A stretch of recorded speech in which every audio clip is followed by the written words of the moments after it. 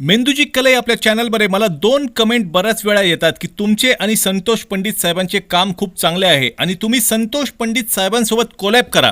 पहिले तर मी हे सांगतो की माझे पंडित साहेबांबद्दल काय विचार आहेत। ज्या धाडसाने आणि ज्या तळमळीने हा माणूस काम करतो त्यासाठी त्यांचे कौतुक तर झालेच पाहिजे। आज आपण विचार केला तर आपल्याला 4 नावं सुद्धा आठवणार नाहीत जे खरंच जनतेच्या प्रश्नांचा आवाज आहेत। तरी पण बऱ्याच वेळा अतिशय खालच्या पातळीवर जाऊन पंडित साहेबांवर टीका होत असते।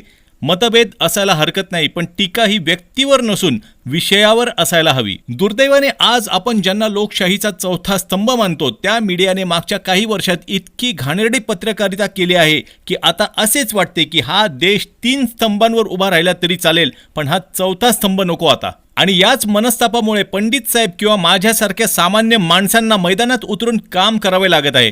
आम्ही कदाचित त्या मूर्ख आशावाद्यांपैकी आहोत ज्यांना आजही वाटते की परिस्थिती नक्कीच बदलेल। मला जेव्हा संतोष पंडित साहेबांसोबत कोलॅब करण्याच्या कमेंट येतात तेव्हा मी मजेत हा रिप्लाय देतो की मी आता माझ्या गाडीवर पोलीस असा बोर्ड लावून फिरतो, म्हणजे पंडित साहेब कधी रस्त्यात दिसले तर लगेच कोलॅब होऊन जाईल। आम्ही दोघेही सामाजिक प्रश्नांवर जरी व्हिडिओज बनवत असू तरी दोघांची शैली आणि बरेच विषय सुद्धा वेगळे आहेत आणि हा फरक जरी असेल तरी आमचा उद्देश एकच आहे आणि तो म्हणजे सुधारणा। सध्या तरी मी माझ्या प्रयत्नांवर लक्ष केंद्रित करतो। कोलॅब होईल की नाही माहित नाही, पण समाज हित जपण्याचं आमचं काम असंच चालू राहील अशी अपेक्षा करून पंडित साहेबांना त्यांच्या पुढील वाटचालीबद्दल शुभेच्छा देतो।